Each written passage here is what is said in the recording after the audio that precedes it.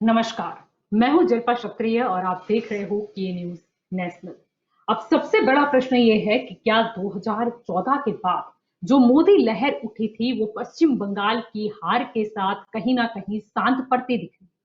सवाल ये भी है कि क्या पश्चिम बंगाल में हार दिखाने वाली भाजपा को जो ममता बनर्जी थी वो जब अब दिल्ली के दौरे पर है तो ये क्या संकेत दे रहा है, या फिर जब बंगाल का गढ़ ममता बनर्जी ने मजबूत कर लिया है तो उनकी नजर अब पूरे देश पर है। यानी कि मोदी से ममता दीदी की जो मुलाकात थी वो क्या संदेश देती है? वो पश्चिम बंगाल के लिए कुछ राजकीय सहाय मांगने गई थी या फिर राजकीय चुनौती देने गई थी? तो यही हमारा आज का मुद्दा है और इस मुद्दे पर चर्चा करने के लिए हमारे साथ जुड़ चुके हैं राजनीतिक विशेषज्ञ प्रशांत गढ़वी हमारे साथ जुड़े हुए हैं, भाजपा की ओर से राजू शुक्ला हमारे साथ जुड़े हैं और कांग्रेस की ओर से विरम देसाई हमारे साथ जुड़ चुके हैं। आप सभी का स्वागत है के न्यूज में। राजू जी, आपसे सवाल सबसे पहला यही होगा कि जब ममता दीदी दिल्ली के दौरे पर है, क्या संकेत देता है ये? क्या चुनौती समझे या सहाय समझे? देखिए, ये उनका कोई पॉलिटिकल दौरा होगा। नरेंद्र भाई और अमित भाई की सरकार के सामने और भूतकाल में भी नरेंद्र भाई के सामने महागठबंधन हुआ था। 14 पक्ष, जी 25 पक्ष, वो सारे देश के जितने भी पक्ष है वो मिलकर लड़े थे, लेकिन वो सफल नहीं हुए थे क्योंकि नरेंद्र भाई की कार्यशैली, उनको जवाब देना, उनके काम से जवाब देना है।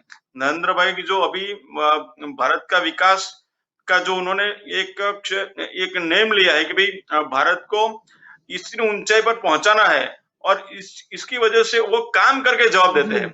और भूतकाल जी में भी ऐसे कई सारे गठबंधन हुए, गुजरात में भी हुए थे, दिल्ली में भी जी। हुए थे, लेकिन पर वो लोग आपको सफल नहीं नहीं होते लगता क्योंकि कि वो उन लोगों की 2014 में जो उन मोदी लोगों लहर ने थी वो कहीं ना कहीं पश्चिम बंगाल की हार के बाद कहीं ना कहीं ढलती नजर आ रही है, और शायद ममता दीदी भी इसी फिराक में है कि क्यों ना इसका फायदा उठाया जाए। मोदी लहर पहले भी थी, आज भी है। नरेंद्र भाई एकदम बिल्कुल सचोट काम कर रहे हैं, और छोटे से छोटे आदमी से आप पूछिए, वो बोलेंगे कि नहीं, मोदी है तो मुमकिन है। यानी कि जो भारतीय जनता पार्टी की सरकार में जो जिस प्रकार के काम हुए, जो 17 आजादी के समय से अभी तक नहीं हुए थे, ऐसे बिल पास हो गए, इतना काम हुआ है। और अभी जिस तरह से सरकार चल रही है, तो अभी तो 2024 में भी नरेंद्र भाई फिर से आने वाले हैं, और 2030 तक तो इन लोगों का कोई ठिकाना नहीं है कि नरेंद्र भाई के सामने ऐसा कोई मजबूत नेता ला सके या कोई गठबंधन कर सके, क्योंकि इस गठबंधन के अंदर शर्तों के आधार पर होता है कि मुझे ये जी जो गृह खाता मेरा चाहिए, बड़ा बदन मेरा, डेप्यूटी प्राइम मिनिस्टर मेरा, ये सब लेने के लिए आते हैं, नरेंद्र भाई देने के लिए आए हैं। ये सबसे बड़ा डिफरेंस है। जी। विक्रम जी, आपकी ओर आना चाहूंगी। मेरा सवाल आपसे भी यही रहेगा कि क्या पश्चिम बंगाल में ममता बनर्जी ने जो भाजपा को हार दिखाई थी, कहीं ना कहीं ममता बनर्जी जब दिल्ली के दौरे पर है, प्रधानमंत्री नरेंद्र मोदी से उनकी मुलाकात हुई, तो क्या इसको संकेत मान ले कि 2024 के लिए एक चुनौती दे दी गई? देखिए, बतौर विरोध पक्ष के बात करें तो ममता बनर्जी ने प्रधानमंत्री से प्रधान के साथ भी मीटिंग की है। उसके बाद उन्होंने कई विपक्षी दलों के साथ भी उन्होंने जी मीटिंग की है। लेकिन जिस तरह से चुनौती उन्होंने पश्चिम बंगाल में, जिस तरह से मुखी खानी प्रधानमंत्री और पूरा मंत्रिमंडल, अगर दिल्ली की हम बात करें, केंद्रीय शासित जो भी है, वो सारे के सारे लोग जी चुनाव के वक्त पश्चिम बंगाल के आने लगे थे, और हर रोज टीवी पर उनके भाषण हमें और किसी ने कांटे की टक्कर कर दी है, और पूरी तरह से मुंह की जहां बड़ी है तो वो प्रधानमंत्री। और अगर ये राजू भाई जो बात कर रहे थे कि मोदी लहर 24, मुझे ये पता नहीं चलता कि भारतीय जनता पार्टी के जितने भी नेता होते हैं वो 2019, 2024, 2030, 2000 ये बातें ही करते रहते हैं और भविष्यवाणी भी करते रहते हैं। और कहीं जी शंका इसलिए होती है कि चुनाव आयोग पर भी ये उंगली तब उठती है कि सारी जो ये बातें बोलते हैं उसके हिसाब से चुनाव आयोग काम करता है। और ये पिछले चुनाव में भी, पश्चिम बंगाल के चुनाव में भी ममता का जो एक बयान आया था, उन्होंने भी कहा था कि अगर चुनाव आयोग इसका साथ था तो 30 से भी कम सीटें यहाँ विधानसभा से उनकी थी, वो हमने सुना है। लेकिन बात अगर हम ममता जी की कर रहे हैं, एक अच्छी बड़ी नेता है, दिग्गज नेता है, उन्होंने पूरी तरह से उनका जिस कांटे की टक्कर होनी चाहिए थी, एक राष्ट्रीय स्तर के नेता को जो शोभा देती उसका कार्य किया है, उनमें कोई जी बेमत नहीं है। अगर वो गठबंधन बनाने के लिए अगर आगे आई किसी के साथ जी सबको साथ ले रही है अभी, लेकिन कोई वार्तालाप ऐसी हुई नहीं, लेकिन फिर भी अगर वो गठबंधन, तो हम उनका स्वागत करते हैं। जी आज जी गठबंधन, जी वो भारतीय जनता पार्टी भी गठबंधन में ही है। जो बात कर रहे थे हमारे मित्र राजू भाई, तो उन्हें समझना चाहिए कि ये एंडसन है नहीं कि भारतीय जनता पार्टी का, तो ये एनडीए की उनके साथ। हाँ, ये बात अलग है कि शिवसेना जैसे कई पक्ष है जो उनको छोड़ चुके हैं, कई शिरोमणि अकाली दल है, तो ये सत्ता जी में आने के बाद भारतीय जनता पार्टी ने अपना जो घिनौना रूप में कहूंगा उसको, वो दिखाया है, और उनके हिसाब से जो एक और पूरी तरह से इस पूरे देश के अंदर अगर कोई है दो, और हमारे दो के अलावा कोई है नहीं पूरी भारत की राष्ट्रीय जी राजनीति में, तो ये साबित करने के लिए अपना चेहरा दिखाने का एक जो उनको क्या बोलते हैं कि वो गुजराती में एक बड़ा आत्मश्लाघा जिसको हम कहते हैं, कि वो अपने ही चेहरे को दिखाने में लगे रहते हैं। जो एडवर्टाइजिंग की अगर बात करें, जो काम पैसे का करते हैं जी और वहां दिखावा 10 रुपए का करते हैं, जनता का कहीं न कहीं पूरी तरह से यहाँ पर बर्बाद किया जा रहा है। उनके पसीना हुआ पैसा, उनके पसीने से जो टैक्स भरते हैं उस पैसे को बर्बाद किया जा रहा है, और पूरी पूरी सिस्टम में फैल हो चुकी है। पीछे जो कोरोना चल रहा है हमारे देश के अंदर, ये महामारी के अंदर पूरी तरह से विफल रही है सरकार। उनके हिसाब से उनके 2 कैबिनेट मिनिस्टर जो 2 या 4 की मैं रवि प्रसाद के साथ की जी अगर मैं बात करूं, तो सारे लोगों के उन्होंने इस्तीफे ले लिए हैं। तो कहीं न कहीं ये विफल सरकार है, और एकजुट करने के लिए विपक्ष साथ आएगा, लेकिन मिनिमम प्रोग्राम भी बनेगा। लेकिन अभी ऐसी कोई बात वहां पर हुई नहीं जी है। जी महामहिम राष्ट्रपति जी के साथ भी उन्होंने मुलाकात की है। कहना ये है जी कि उनके अंदर जो राज्यपाल वहां पर बैठे हुए हैं, कहीं न कहीं भारतीय जनता पार्टी के वो वहाँ राज्यपाल नहीं, उसकी गरिमा होती है, उसको कहीं तार-तार किया है जी उन्होंने। तो मैं कहूंगा कि जिस तरह से लोकतंत्र को यहाँ पर खत्म किया गया है, तो जी लोकतंत्र को बचाने के लिए अगर हमें साथ बैठना पड़ा, लेकिन एक बात रहे कि कांग्रेस पार्टी अपने कभी जी अपनी विचारधारा के साथ कहीं पर नहीं करेगी। अपने विचारधारा है जी उसी के जी साथ वो जो भी बातें जी होंगी, जो मिनिमम जो प्रोग्राम बनेगा, कॉमन मिनिमम प्रोग्राम, उसके तहत हम लोग साथ में जी आएंगे। उसमें कोई बात ऐसी है नहीं। जी प्रशांत जी, आपकी ओर आना चाहूंगी। ममता बनर्जी की अगर बात करें तो वो दिल्ली के दौरे पर है, तब से काफी कयास लगाए जा रहे हैं। एक कयास शायद ऐसा भी लगाया जा रहा है कि अब की बार अगर चुनाव होगा तो उसमें कुछ रणनीति अलग होगी। पहले हम देखते थे कि जातिगत जो समीकरण है वो देखने को मिलते थे, लेकिन अब शायद किस कहलाते जो किसान आंदोलन चल रहा है, कुछ किसान नेता है, उनका सपोर्ट लेकर कहीं ना कहीं अब किसान का कार्ड खेला जाएगा। हर राज्यों में अगर हम संख्या देख ले किसानों की तो काफी अधिक है, यानी कहीं ना कहीं उनका इस्तेमाल करके एक नया मतलब नई एक रणनीति देखने को मिलेगी। सबसे पहली बात कि वेस्ट बंगाल के असेंबली इलेक्शन के बाद ये पहला दौरा था दिल्ली का दीदी का, तो एक प्रोटोकॉल के हिसाब से वो प्राइम मिनिस्टर को मिले हैं। उनके इलेक्शन के बाद कोरोना काल वेस्ट बंगाल में एंट्री ले चुका था, जो पहले शायद इलेक्शन के हिसाब से नहीं था। कोरोना बहुत ही अच्छा था, मतलब कहना मानता था कि भी अभी मत आ यहाँ पर, और कोरोना वहां न गया, और इलेक्शन के बाद आया तो कोरोना की हेल्प थोड़ी बहुत जो मतलब बाढ़ आई थी उसकी हेल्प, तो ये सबकी वजह से एक औपचारिक मीटिंग मोदी साहब के साथ हुई। उनके बाद ऐसे विपक्ष, उन्होंने सोनिया गांधी से भी मुलाकात की। विपक्ष का एकजुट होना जरूरी है, अच्छी बात है। मजबूत विपक्ष बनाना लोकतंत्र के लिए और देश के लिए भी अच्छी बात है। 2014 के बाद एक मोदी लहर ऐसी आई कि 2015, 16, 17, 18 तक जितने भी इलेक्शन हुए वहां पर बीजेपी को बहुत ही बड़ा फायदा हमको दिखा, और ऐसे स्टेट्स में बीजेपी की सरकार बनी जहां पर कभी भी बीजेपी की सरकार थी ही नहीं, जैसे महाराष्ट्र देख लो, हरियाणा देख लो, तो वो एक मोदी की लहर थी।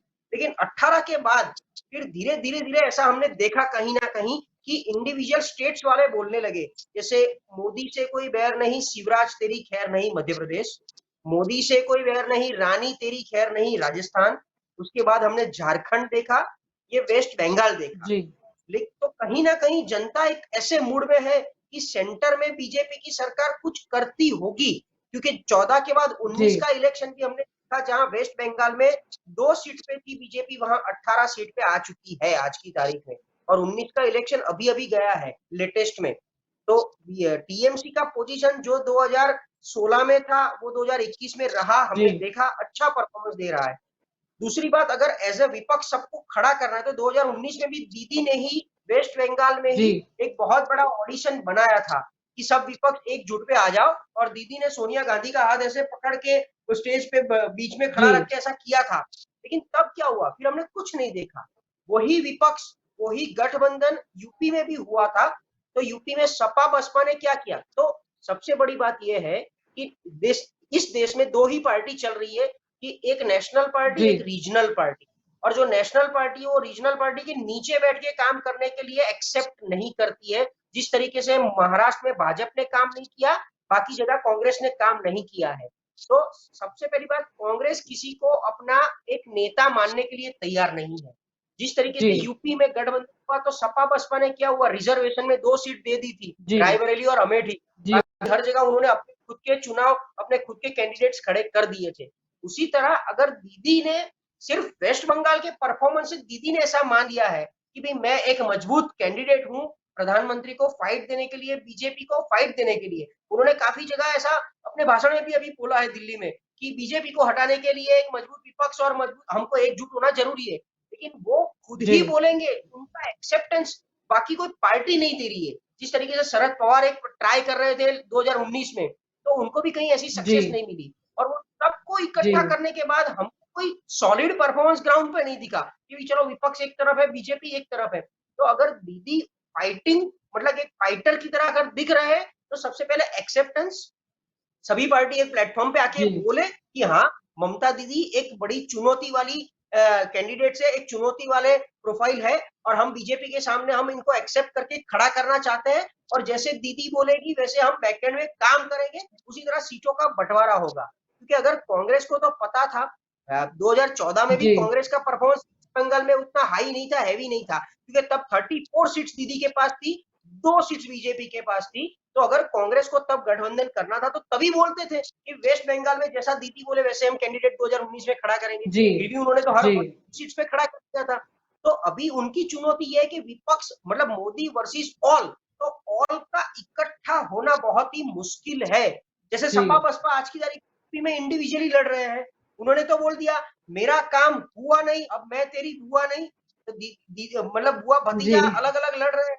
जी तो विपक्ष अगर एकजुट होना चाहता है तो सबसे पहले उनकी एक माइंडसेट बनानी पड़ेगी, एक विचारधारा बनानी पड़ेगी। जी आइडियोलॉजी के जी बिना आप इकट्ठे नहीं हो सकते हो, और ये जो आइडियोलॉजी इकट्ठी हो रही है वो सिर्फ और सिर्फ अपनी सत्ता के लिए अगर हो रही है, तो शायद जनता को वो जी एक्सेप्ट नहीं हो, वो मंजूर नहीं है। अगर मंजूर होता तो 2019 में हमको कुछ ना कुछ परसेंटेज में डिफरेंस दिखता।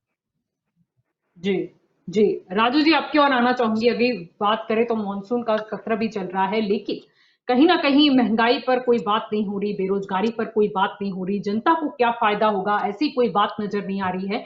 एक और चीज अटकी हुई है, वो है पेगासस यानी कि जासूसी। तो क्या ये जासूसी करके ही भाजपा ने सत्ता टिकाई है? देखिए, ये कोई पुरवर अभी तक हुआ नहीं है।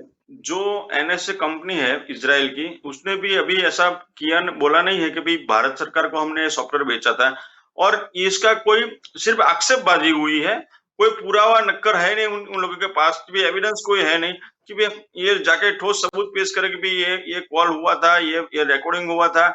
लेकिन ये सब पहेलियां बुझाई जा रही है कि मेरा कॉल रिकॉर्डिंग हुआ। 155 लोगों का जो कॉल रिकॉर्ड का नाम आया, उसमें भी राहुल गांधी का नाम, राहुल जी का नाम है या नहीं है, उन लोगों को भी पता नहीं है।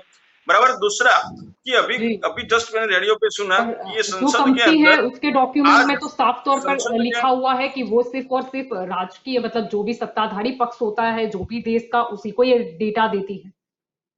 और लेकिन नाम उन्होंने भारत सामने आया सरकार नहीं, का कुछ नाम तो कहीं होगा, पे नहीं किसी दिया आम है। आदमी के आप नाम तो समझिए, सामने नहीं आया। 45 कंट्री का नाम आया है, लेकिन भारत सरकार ने हमारे से परचेज किया था, ऐसा कहीं पे लिखा नहीं है, कहीं पे बोला नहीं है। या ये सिर्फ 2019 में आरोप जितनी लगाया भी हुआ है। सीटें आई है और ये जो वो संसद कहीं की ना बात कहीं करी आपने इसीलिए आई आपने है, आपने thanks to Jalpa ji, Pegasus, मैं थैंक्स टू लेट मी जासूसी फिनिश। के रणनीति पता चल। अभी जो संसद की बात आपने की, तो आज मैंने अभी जस्ट रेडियो पे सुना कि 53 करोड़ रुपया का अभी तक खर्च होगा। ये 12 दिन के अंदर संसद विपक्ष ने चलने नहीं दी। तो ये उनके पसंद की कमाई नहीं है, ये आम जनता की कमाई है। और जो आम जनता के लिए जो देने वाले थे भारतीय जनता पार्टी की सरकार, नरेंद्र भाई की सरकार, वो बिल सब अभी अटक गए। क्यों अटक गए? इन लोगों ने संसद को चलने ही नहीं दिया। और ये जो 53 करोड़ रुपया का जो खर्चा हुआ आज तक, वो किसके माथे पे है? वो हमारे प्रजा के माथे पे है। लेकिन ये लोग अपने अपने एजेंडा को सोल्व करने के लिए संसद को चलने नहीं देते। अरे भाई, पेगासिस की आपको जी, डिमांड है, ऐसा था या जांच सवाल जरूरी है पूछा तो आप गया, जांच उसका करवाइए। भाजपा ने उनका एक मांगने जवाब का अच्छे से नहीं दिया, इसीलिए वो एक मुद्दा मांगने का वहीं पर तरीका अटका है। होता है। आप शांति से उनके लिए आरटीआई करें या उनके लिए आप डिमांड करें, लेकिन ये होबाड़ा करने से या संसद के अंदर सूत्रोच्चार करने से, संसद का बहिष्कार करने से कोई फायदा नहीं है।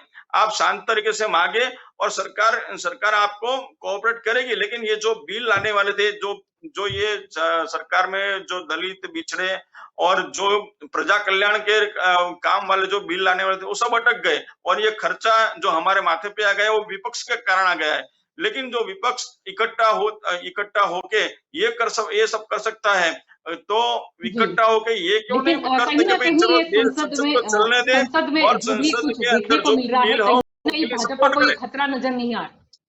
अब तो विपक्ष आक्रामक हो गई है। क्या भाजपा को खतरा नहीं है आने वाले चुनाव? भाजपा को आज भी खतरा नहीं है, पहले भी नहीं था और भविष्य में भी नहीं है। क्योंकि हम राष्ट्रवादी विचारधारा के ऊपर चलने वाली पार्टी है भारतीय जनता पार्टी। और जो राष्ट्र हित की बात होगी वही भाजपा करेगी, वही नरेंद्र भाई करेंगे, वही अमित भाई करेंगे। मेरे साथी मित्र ने अभी बताया कि ये सरकार विफल गई है। तो मैं ये पूछना चाहता हूं कि कोई काम नहीं हुआ है। उनकी जो मंशा थी कि भाई कांग्रेस के जमाने से जो 17 साल से जो काम नहीं हुआ था, मैं रिपीट करूंगा, आप बोलेंगे हर बार यही बोलते हैं, लेकिन ये मेरे साथी मित्र को सुनाना चाहता हूँ कि भाई 370 की जी, कलम हट गई, हमारे मैनिफेस्टो में थी, वो चली गई। ट्रिपल तलाक, वो कलम जी, हट गई, ट्रिपल तलाक भी लागू हो गया, बराबर है। लेकिन राम मंदिर का भी फैसला आ गया, राम मंदिर का शिलान्यास भी हो गया। लेकिन ऐसे सही काम जैसे कि सीए, एनआरसी, वो भी लागू हो गया। ये सबका विरोध करते कांग्रेस। ये जी, जितने भी काम हुए हैं उसमें सबने विरोध किया। अभी जी, जस्ट थोड़े दिन पहले जी, राहुल जी ने बोला कि हमारी सरकार आएगी तो हम 370 फिर से लागू करेंगे। क्यों भाई, देश का बंटवारा क्यों करना चाहते हो? जो 370 की कलम से माथे का हेडेक बन गई थी, वो अभी नरेंद्र भाई और अमित भाई की सरकार ने जी, हटा दी है। और जी, लोग खुश है, कश्मीर के लोग भी खुश है। यहाँ उनके भाई भांडू का पत्थरबाजी अभी तक नहीं हुई। आपने देखा नहीं होगा, पहले 500 रुपया देके इनके भाई भांडू थे, वो वहां पत्थरबाजी कर रहे थे। अभी कोई नहीं कर रहा है। और उनकी वहां की जो गरीब जनता है, कश्मीरी लोग हैं, वो शांति सुलह से रह रहे। इन लोगों को ये पसंद नहीं है, फिर से वही 370 के कलम लाना चाहते हो और सीए, एनआरसी सबका विरोध करते हैं। इनके पास विरोध करने के अलावा कुछ नहीं, क्योंकि ये जलबिन मछली अब जी, तड़प तड़प के मरने वाली है, जी, पूरी खत्म हो गई है। अभी थोड़े दिन और जाने दो, कांग्रेस का नामो निशान मिट जाएगा, वो कहीं दिखाई नहीं देगी, कहीं नजर नहीं आएगी। जी। बोलिए जलपा। विक्रम जी, आपकी ओर आना चाहूंगी। यहाँ पर जो राजू जी गिनवा रहे थे कि इतने सारे कानून लाए गए, नए कुछ सुधार भी किए गए, तो क्या ये देखने को मिल सकता है? क्या कोई ऐसा नेता है विपक्ष का जो ये कह सकता है कि नहीं, अगर हमारी सरकार आई तो कुछ जो कानून है जो बीजेपी शासन में लाए गए हैं, वो हम एक ही बार में हटा देंगे या फिर इसमें सुधार ला देंगे? क्या कोई, जैसे ममता बनर्जी, भले ही वो अभी एक फेस नजर आ रही है, अगर अब 2024 की बात करें लोकसभा चुनाव की, तो क्या कोई ऐसा नेता है जो ये कह सकता है या फिर कर पाएगा सही में? मतलब बीजेपी से विरोध शायद इसीलिए है कि इन्होंने ये कानून लाया या फिर इसमें ये सुधार किया। मेरे मित्र राजू भाई, सबसे पहले जो राजू भाई ने जो सवाल उठाए हैं, उस सवालों का मैं जवाब दे दूं, और कुछ सवाल मैं उनसे भी करना चाहूंगा। उन्होंने कहा कि 370 की कलम हमने हटा दी। एक संविधान के रूप में अगर बात करें, 300 हटा दी उन्होंने, लेकिन वो 370 की कलम क्यों लगाई गई थी, किस हालात में लगाई गई थी, क्या परिस्थितियां थी, क्या उसका जवाब मेरे को दे सकते हैं आप? आपके पार्टी के मुखिया जो स्थापक थे जनसंघ के, वो श्यामा प्रसाद मुखर्जी का, जहां आप अपने कार्यालय में जिसका फोटो लगा के घूमते हो ना, 370 जब लगी ना, तब वो भी वहां पर उपस्थित थे। रही बात आपने राष्ट्रवाद की जो कही मेरे को, तो राष्ट्रवाद की बात आप करते हो 2002 तक आप अपने मुख्यालय, जो आपकी भगिनी जो है आपकी आरएसएस, क्यों भाई वहां पर तिरंगा आप नहीं फहराते? राष्ट्रवाद की बात करते हो आप लोग, कहाँ गए थे? एक अखबार की मैं आपको अभी ये आपके यहाँ पर फोटो दिखा सकता हूँ। उस अखबार में बताया गया जो लोग हमारी आजादी के लिए लड़ाई लड़ रहे थे, उनके खिलाफ आपके मुखिया जो नेता थे उन्होंने गवाही थी। किस राष्ट्रवाद की आप बात करते हो? आपको पता है 370 क्यों लगाई गई थी और किस हालात में आप महबूबा मुफ्ती के साथ वहां पर सरकार बनाते हो? सरकार के बाद जहां पर आप एक बड़ा षड्यंत्र रचा जाता है, तंत्र को पूरी तरह से खत्म किया जाता है, वहां संविधान की धज्जियां उड़ाई है, और उसके बाद गवर्नर के द्वारा इधर राष्ट्रपति आप भेजते हो कि यहाँ पर 370 हम रद्द करते हैं। कहां पर लोकतंत्र बताइए मेरे को, कौन से संविधान से वहां से लोकतंत्र से चुने हुए नुमाइंदे वहां पर बैठे थे और 370 की कलम को हटाई गई? हमारी यह है कि हम लोकतंत्र को जीवित रखना चाहते हैं। जिस तरह से पेगासस फायर की जो बात करते हैं की, वो देश के कई नागरिकों के फोन में आया है, जासूसी हो रही है। ये सिर्फ विरोध पक्षों की बात मैं नहीं कर रहा हूँ, इस देश के नागरिकों जो अपने फोन में जिस तरह हो रही है, तो उनकी बात नहीं है, देश की सुरक्षा की बात है। लेकिन कहीं ना कहीं विनम जी ऐसा नहीं है, आप विपक्ष के तौर पे अगर बात करें, महंगाई का आप मुद्दा उठाए, बेरोजगारी का आप मुद्दा उठाए, आप पेगासस का मुद्दा उठाए, समझ में आता है, लेकिन कलम 317 और राम मंदिर या फिर अगर हम ट्रिपल तलाक की बात कर ले, कहीं ना कहीं जनता ने जिस भी फैसले को जनता ने स्वीकार किया है कि अब वही आप मुद्दा बताओगे तो क्या आप जीत पाओगे, या फिर आप बेरोजगारी की बात करोगे तो आपको बेनिफिट मिलेगा, या फिर आप बात करोगे आपके सवाल पे ही आऊंगा। लेकिन पेगासस जो है उसका सर्वर कहाँ पर है? इजराइल में है। क्या आपका देश के बाहर से जब जांच पूरी हो रही है तो क्या उसका सबूत देना पड़ेगा? सरकार की क्या वो नहीं है जो वो उसकी जांच कराए पूरी तरह से? क्यों आप इंतजार कर रहे हो? क्या वो ऐसा होता है? तो राजनीति और राष्ट्रवादी, हमें इसमें देश की सुरक्षा की अगर बात है तो हम इसमें राजनीति नहीं करते हैं। तो आप बात करो ही मत राजू जी। जो बातें हैं जो पिछले सालों में हमने देखी हैं, बहुत सारी बातें देश के खिलाफ थी। आप मनमोहन सिंह जी को ऐसा कहते थे, लव लेटर लिख रहे हैं मनमोहन सिंह जी। आप बिरयानी खाने वहां पर कौन चला, सबने देखा है। मेरे देश के अंदर पठानकोट बम धड़ाके होते हैं और उसकी जांच करने के लिए किसको सौंपा जाता है? ISI, जो पूरी तरह से अंतर्गुप्त है। ऐसी संस्था को मेरे देश के जवाब देने का अवसर देना के अंदर सब जवाब दूंगा मैं, डंके की चोट पे जवाब दूंगा मैं। राजू जी बिन बुलाए मेहमान की तरह पाकिस्तान में, अफगानिस्तान से होते हो और वहां पर उतर जाते हो, तब पूरे यहाँ के 100 करोड़ जाती है, उनका सर झुक जाता है बिन बुलाए। यानी ये सारे मुद्दे रहेंगे विपक्ष के। ये मुद्दे नहीं है। मैं क्या तो मुद्दे क्या है? मैंने उनका जवाब दिया है जी। महंगाई से लेकर, क्या महंगाई मुद्दा रहेगा, बेरोजगारी रहेगा? कोई ऐसा है जो इनके शासन में पिछले 7 साल में बना हो? अमूल आप अमूल की बात कर लो, शासन में बना है, कांग्रेस ने बनाया है। यहाँ हर तहसील की अगर गुजरात के अंदर भी, यहाँ तो पूरे देश के अंदर वहाँ जो हेल्थ के काम होने थे, जो आरोग्य केंद्र जो बने तो कांग्रेस के शासन में बने। बड़ी यूनिवर्सिटी जो है तो वो शासन में बनी है। आपने क्या किया है? पूरी तरह से निजीकरण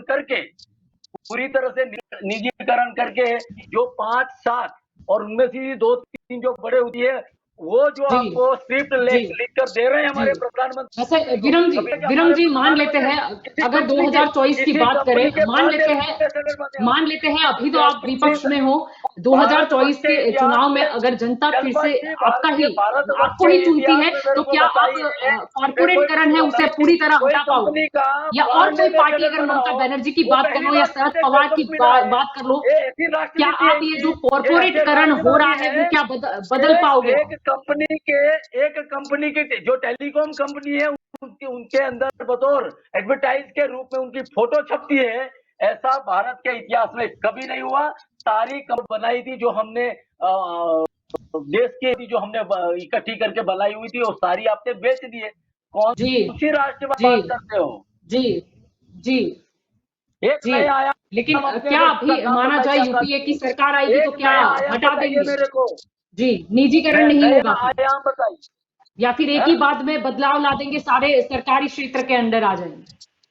जी, ठीक है, निजीकरण 17 और साल आप जो को कॉर्पोरेट करण की अभी बात कर जो रहे हो, कांग्रेस पार्टी हो या दूसरी प्रधानमंत्री पार्टी जो हो, सबको तो मिला क्या है, आपको जनता मिला चुनती है, तो क्या है, आप एक जो ही फैसले में उसे अराजकता हटा फैला पाओगे? रहे हैं, जो अराजकता फैला रही है इस देश के अंदर, जो अराजकता फैले, ऐसे जो कानून बन रहे हैं, कहीं ना कहीं देश के नागरिक के अगर बात है, इस देश की जनता के हित की बात है, उसको हम पहले करेंगे। वो हित की उसमें हम उनका समर्थन भी जी करेंगे, लेकिन जहाँ जी देश की जनता जी का जी हित हो जी रहा है, अन्याय हो जी रहा है, जी प्रशांत जी, नाइंसाफी हो जी रही है, प्रशांत जी, तो जी हम प्रशांत जी, मैं बोलेंगे, आपकी ओर भी आना हम चाहूंगी। बोलेंगे। इस जब अभी सवाल उठा ही है, प्रशांत जी मैं आपकी ओर आना चाहूंगी। यहाँ पर क्या लगता है आपको, कांग्रेस की पार्टी हो, ममता बनर्जी को ले लो, शरद पवार को ले लो, या फिर हम बात करें दूसरी दूसरी भी जो पार्टी है, क्या सारे एकजुट होकर भी 2024 में शायद जीत भी जाए, तो क्या ये कॉर्पोरेट करण का जो आज ये विरोध करते हैं उसे एक ही फैसले में हटा पाएंगे, या ये जिन जिन कानून का विरोध कर रहे हैं क्या उसे एक ही फैसले में हटा पाएंगे? देखिए 2014 में बीजेपी विकास का एजेंडा लेके आई थी। सरकार में बैठने के बाद पता जी चला कि एजेंडाओं का ही विकास करना पड़ेगा, बाकी विकास का पता नहीं है। उसी तरह ये हॉट सीट है, एक बार हॉट सीट पे बैठते हैं तभी पता चलता है कि बहुत सारी चुनौतियों को झेलना पड़ता है। आज की तारीख में देखिए मोदी जी साहब मनमोहन सिंह बैठे हैं। हम बोल रहे थे मनमोहन सिंह कुछ नहीं बोल रहे हैं, तो मोदी साहब भी पेट्रोल डीजल के रेट पे कुछ नहीं बोल रहे हैं, तो उनको भी मनमोहन जी बनना पड़ा। तो ये हॉट सीट की मजबूरी होती है। उसी तरह अगर ये जी विपक्ष एकजुट होकर सत्ता में भी बैठते हैं तो कैसे बैठेंगे? सबसे पहले तो एक क्वेश्चन आता है, क्योंकि इससे क्या होता है कि एज ए कांग्रेस जो नेशनल पार्टी है, 135 ईयर ओल्ड, 135 साल पुरानी पार्टी है, वो क्या जी इतना इजीली अपना कमान किसी और को सौंप सकती है मजबूरी के सिवा? क्योंकि आज तक कांग्रेस ने जब जब किसी को सत्ता सौंपी है, वो फिर चंद्रशेखर हो, वो कोई और हो, तो जिनको भी सौंपी है वो कोई जी मजबूरी से सौंपनी पड़ी है।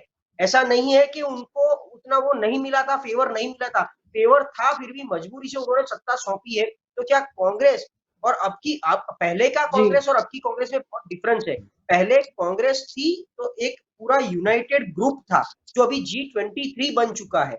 आज की तारीख में सोनिया गांधी को अगर किसी की चिंता है तो अपने बेटे की ज्यादा चिंता है। तो और अभी भी राहुल गांधी को लंबी राजनीति में रहना है, तो उनको रखने के लिए ये सोनिया जी गांधी को बोल्ड स्टेप लेना है। तो अभी सब कुछ चीज आके अटकी है सोनिया गांधी पे, मैं ऐसा मानता हूँ। क्योंकि देखो शरद पवार अपना काम करते रहते हैं, रेगुलर इंटरवल पे वो प्राइम मिनिस्टर से भी मिलते हैं, शिवसेना को हाथ में लेके बैठे हैं।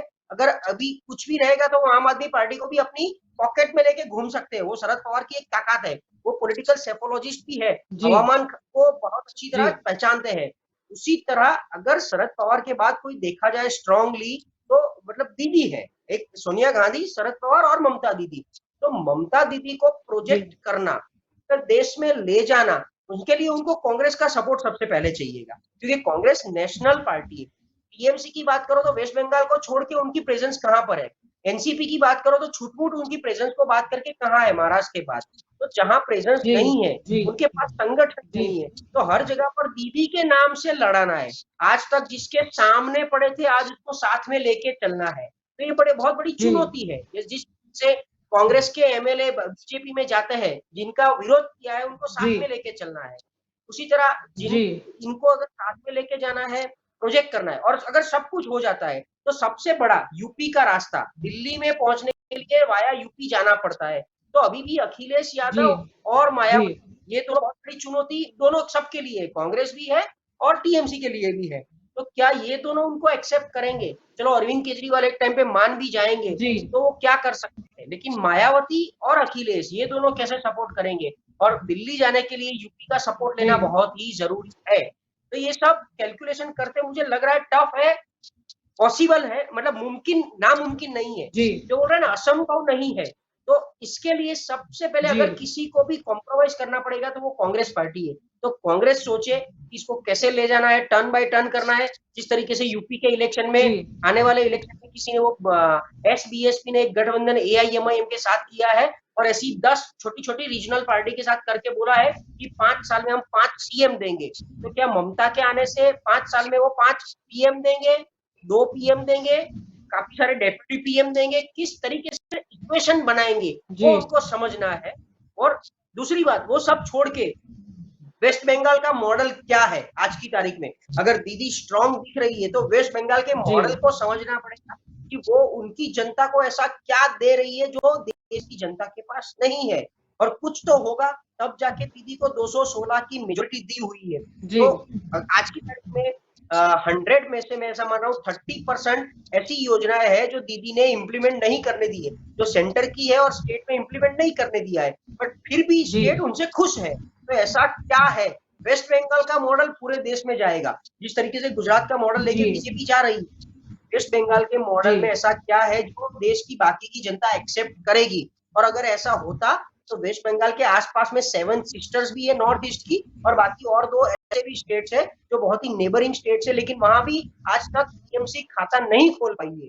तो ऐसा कौन सा मॉडल, कौन सी आइडियोलॉजी और क्या लेके आओगे देश की जनता के लिए? क्या आप आके पहले दिन भी पेट्रोल का रेट 60 रुपया कर दोगे?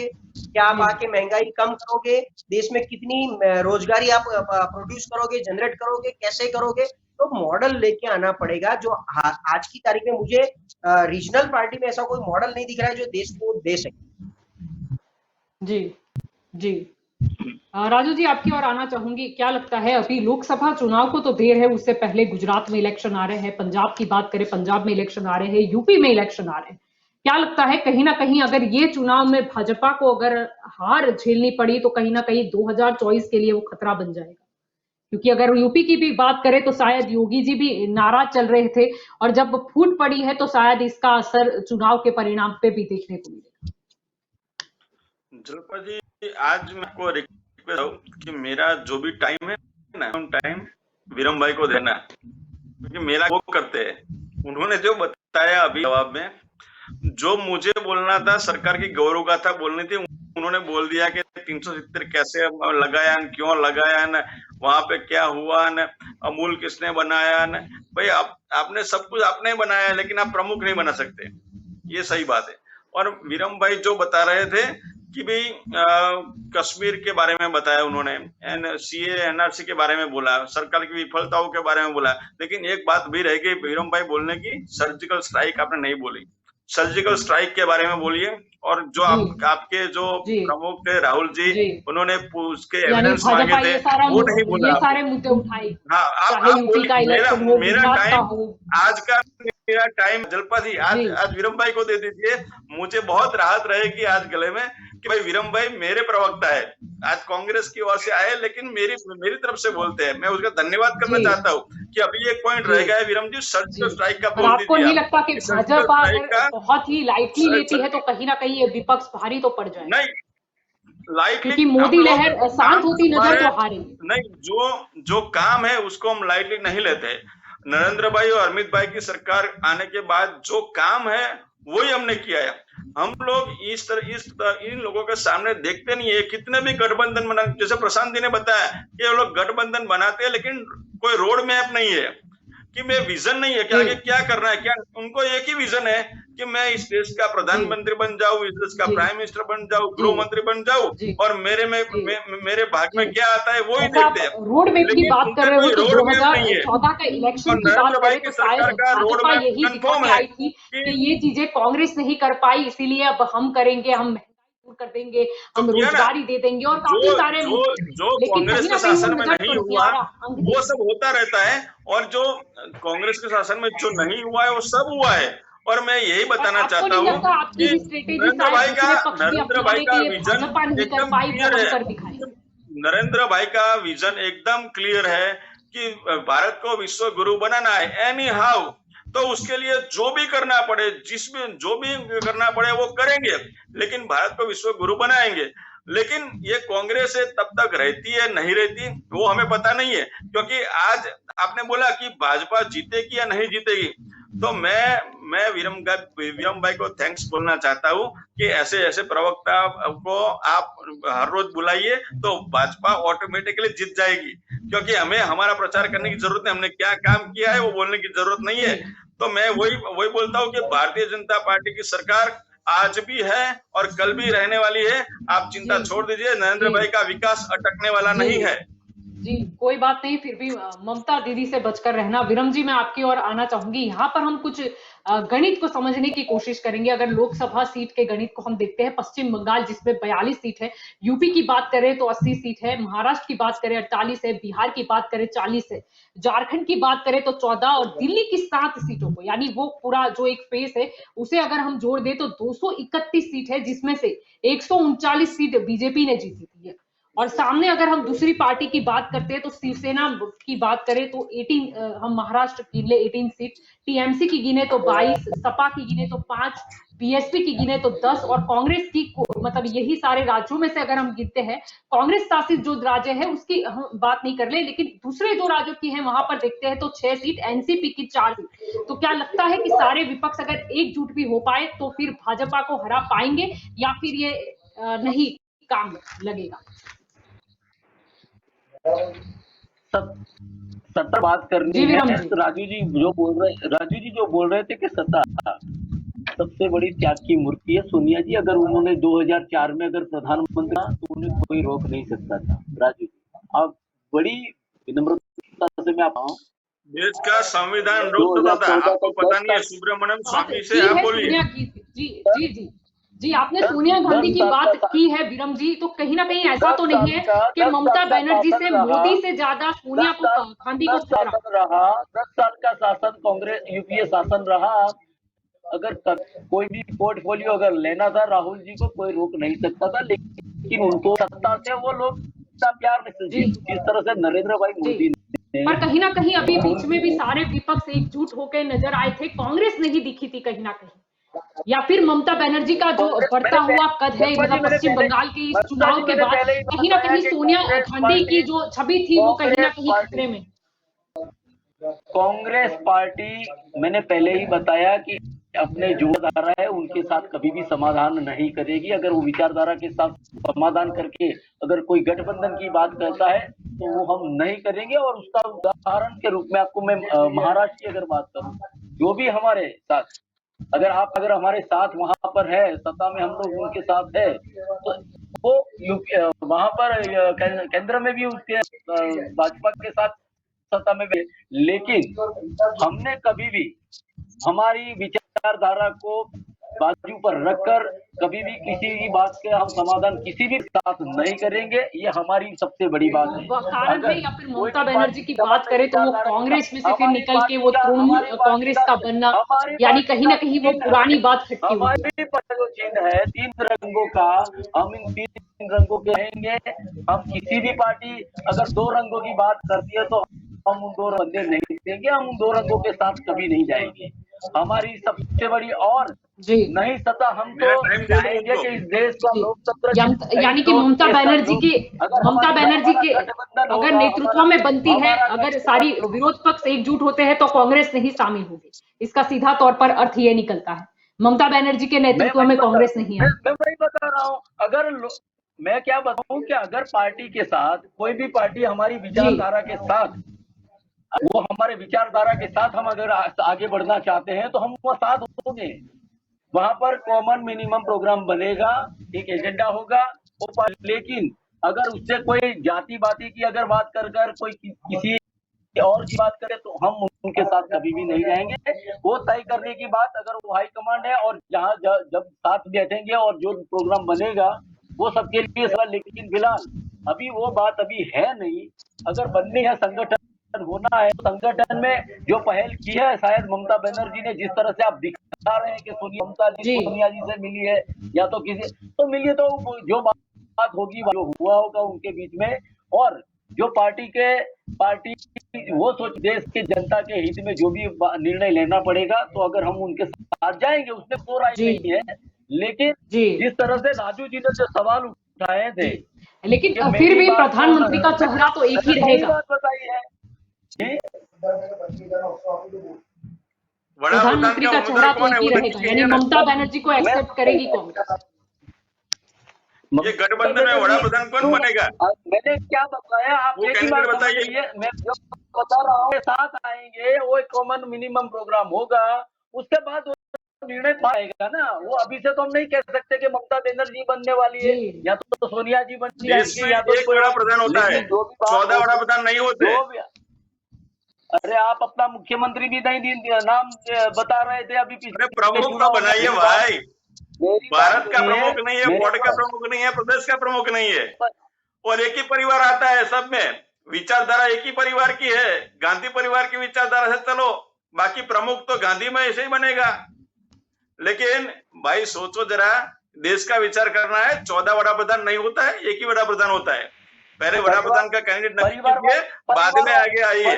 परिवारवाद की अगर बात करनी है राजू भाई, परिवारवाद है तो बहुत परिवारवाद गांधी परिवार के सिवा कोई नहीं है। गुजरात की बात करो, आप गुजरात से आपको दिल्ली की पता नहीं, दिल्ली की राजनीति शायद आपको पता नहीं होगी कि आगे नाम अगर आप नहीं जानते हो। आप बताइए, बता दूं, आप बताइए, आज आपका दिन है, आप बताइए। अशोक भट्ट गुजरात आज आप ही का दिन है, आप बताइए। भूषण भट्ट कौन है, राजनाथ सिंह कौन है, उनके बेटे कहाँ पर है, मेरे को बताइए। आज विरम भाई से मैं सुनूंगा, आज मैं श्रोता हूँ, विरम भाई वक्ता है। कहाँ पर है, वो कहाँ पर है, सुषमा स्वराज जी उनकी बेटी कौन है, पूरा लिस्ट है जी। यानी आक्षेप प्रति आक्षेप ही हो जाएंगे या दिल्ली तक बात जाएगी, बहुत दूर तक जाएगी, या मुद्दे क्या होंगे वो भी कोई नहीं देती है परिवारवाद की। और जिस परिवार की आप बात कर रहे हो, परिवार ने इस देश के लिए बलिदान दिए हैं। आप बताइए भारतीय पार्टी का कोई भी एक नेता, एक तो बताइए। राजीव गांधी फाउंडेशन में कितने पैसे हैं? कई बार देश के लिए क्या किया है तो मुझे बताइए। राजीव गांधी फाउंडेशन में कितने पैसे पड़े हैं? मुझे विरम जी बताइए, राजीव गांधी फाउंडेशन में कितने पैसे पड़े हैं? देश के लिए सब कुछ किया है, राजीव गांधी फाउंडेशन में कितने पैसे पड़े वो बताइए। बोलिए, राजीव गांधी फाउंडेशन में कितने पैसे पड़े? देश के लिए किया है ना, देश के लिए फाउंडेशन में कितने पैसे पड़े वो बताइए ना। देश के संविधान के अनुसार बना हुआ है। ठीक है। अब आपको आपस में किसके पार्टी का कितना बैलेंस है वो नहीं दिखाना है, हम यहाँ पर मुद्दे पर ही चर्चा करें। किसके पास कितना फंड है, कहाँ से आया। देश के लिए उन्होंने जान दी, ऐसा बोलते हैं। ठीक है, बहुत हो गया आक्षेप प्रति आक्षेप, दोनों ने बोल लिया। बताइए, कुछ जनता की बात भी बोलोगे तो अच्छा रहेगा, कुछ जनता के विषय पर भी बात करोगे तो कितने पैसे ऐसे हैं सब जानते हैं। ठीक है विरम जी, बहुत हो गया, बहुत मुद्दे से बहुत हो गया। प्रशांत जी, मैं आपकी ओर आना चाहूँगा। ठीक है, ये किसके फंड में कितने पैसे आए, कहाँ से आए, मुझे आज नहीं रुकेंगे वो, आज नहीं रुकेंगे, भाजपा को जिता के ही वापस आएंगे।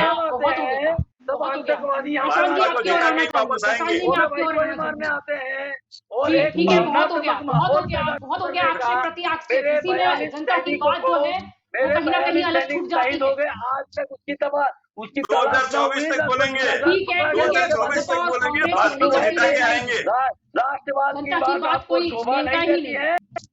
ठीक है, मुद्दे से भटका दीजिए, आप बात मत कीजिए बेरोजगारी की, आप महंगाई की बात मत कीजिए, आने वाले चुनाव में जनता के क्या मुद्दे होंगे वो भी बात मत कीजिए, आप आक्षेप प्रति आक्षेप कीजिए। यही बताता है कि राजनीतिक पार्टी में क्या होता है। बहुत हो गया पारदर्शिता लाने का बहुत हो गया आक्षेप प्रति आक्षेप, बहुत मुद्दे से भटका दिया।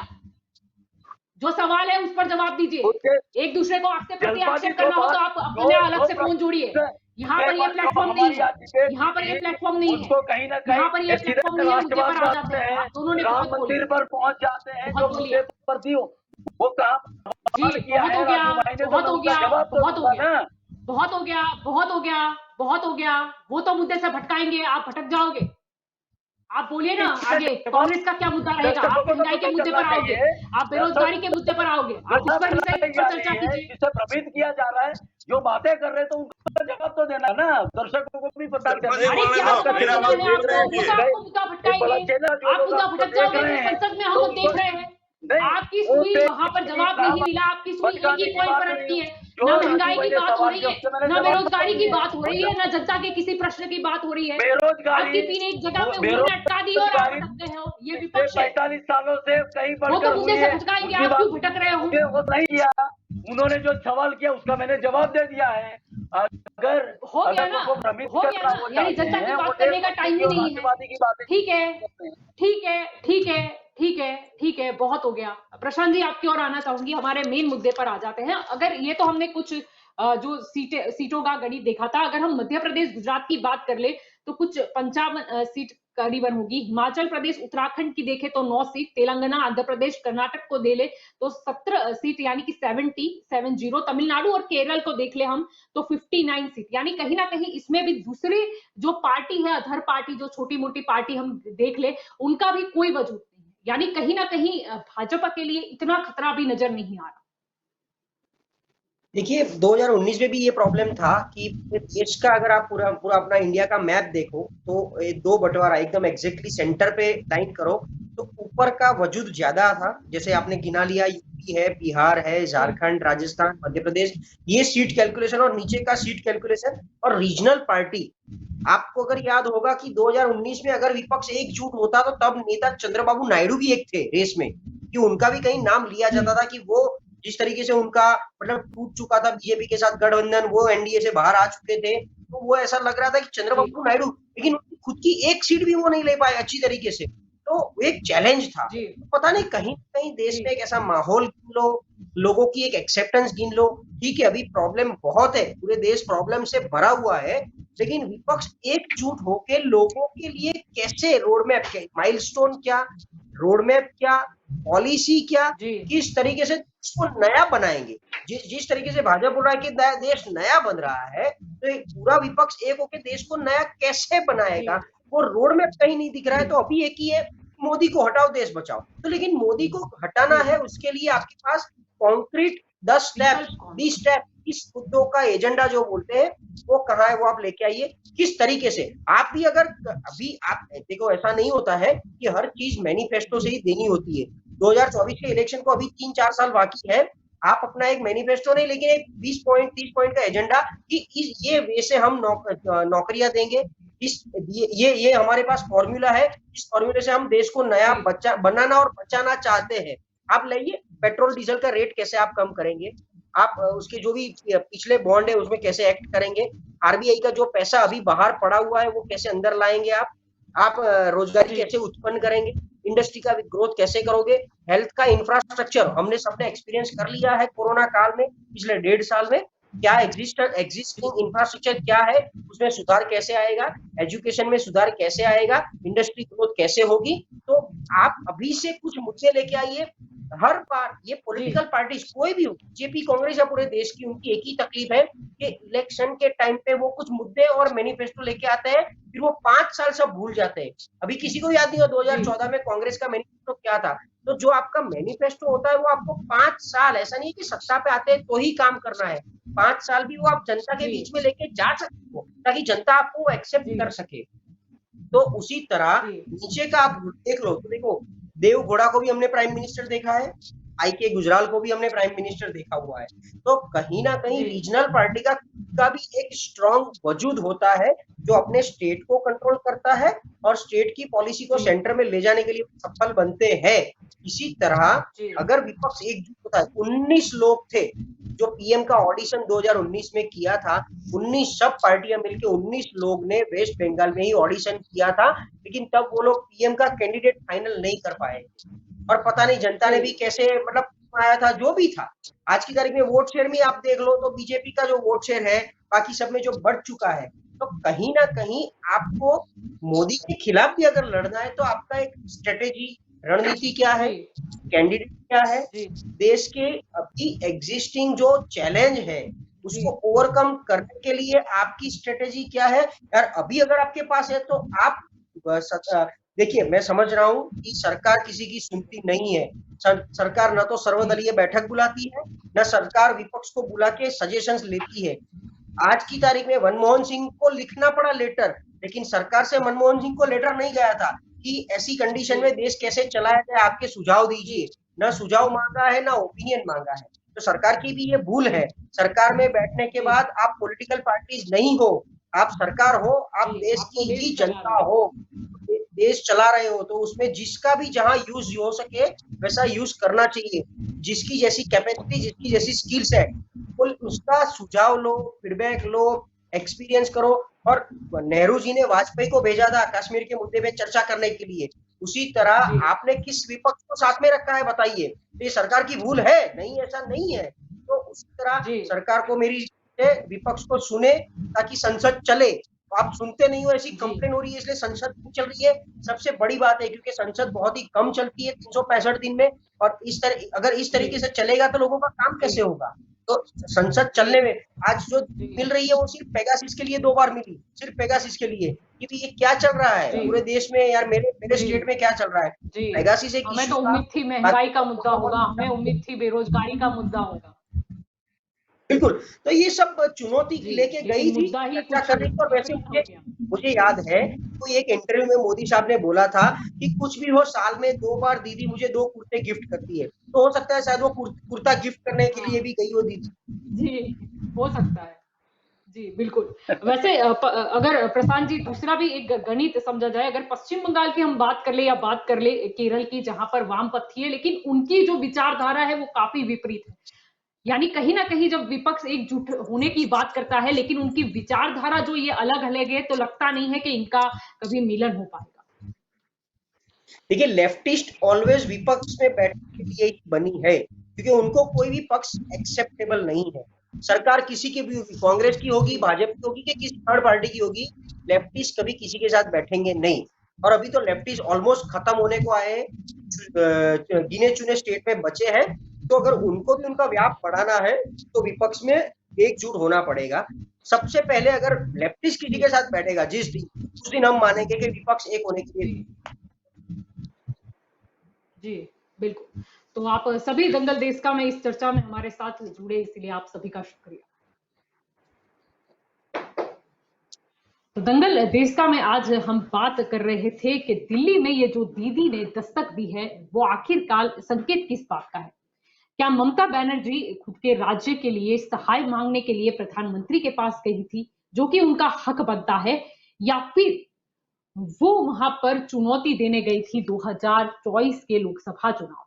क्योंकि जिस तरीके से पश्चिम बंगाल यानी ममता बनर्जी के घर में, यानी कि उनके घर में घुसकर जिस तरीके से भाजपा ने उन्हें चुनौती दी थी, तो जब पश्चिम बंगाल में जो देखा जाए तो ममता दीदी ने जीत तो हासिल कर दी, और जब उनका घर अब स्टेबल भी उन्हें नजर आया, तब उन्हें लगा कि शायद अब भाजपा को भी चुनौती देने का वक्त आ गया है।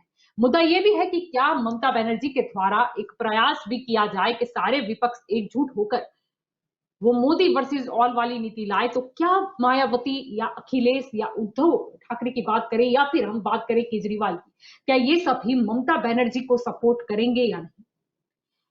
खतरा शायद मोदी से ज्यादा सोनिया गांधी को है। कहीं ना कहीं ममता बनर्जी का जो कद बढ़ रहा है, ऐसा भी माना जा रहा है। तो क्या कांग्रेस पार्टी, अगर सारे विपक्ष एकजुट होते हैं, तो क्या कांग्रेस पार्टी उससे भिन्न तो नजर नहीं आएगी, विपरीत तो नजर नहीं आएगी? क्योंकि हमें याद होगा कि अभी बीच में ही जब सारे विपक्षी दल इकट्ठा हुए थे, तब कहीं ना कहीं कांग्रेस के नेता सारे गुम थे, यानी कि कांग्रेस कहीं ना कहीं अलग नजर आई थी। क्या इसका कारण ये तो नहीं कि उन्हें चाहिए सोनिया गांधी और बाकी सब बोल रहे हैं कि नहीं ममता बनर्जी?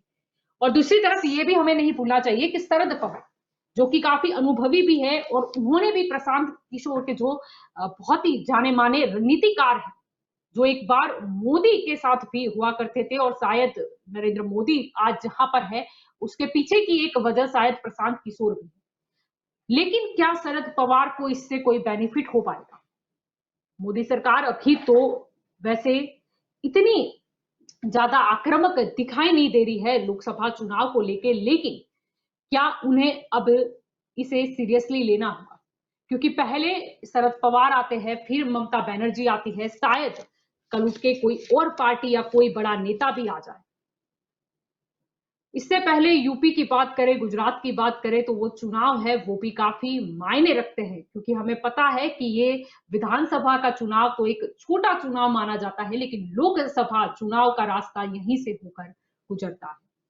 अब देखते हैं कि दिल्ली में ये दीदी ने दस्तक दी है, वो आखिरकार क्या रंग लाती है। तो अब तक जो भी हमने ये रिपोर्ट पढ़ी है कि शायद विपक्ष एकजुट हो जाए, लेकिन प्रश्न वहीं पर अटकता है कि प्रधानमंत्री का चेहरा कौन होगा, शरद पवार, सोनिया गांधी, ममता बनर्जी या फिर और कोई। तो दंगल देश का में अभी बस इतना ही। ज्यादा जानकारी के लिए आप जुड़े रहे के न्यूज के साथ। नमस्कार।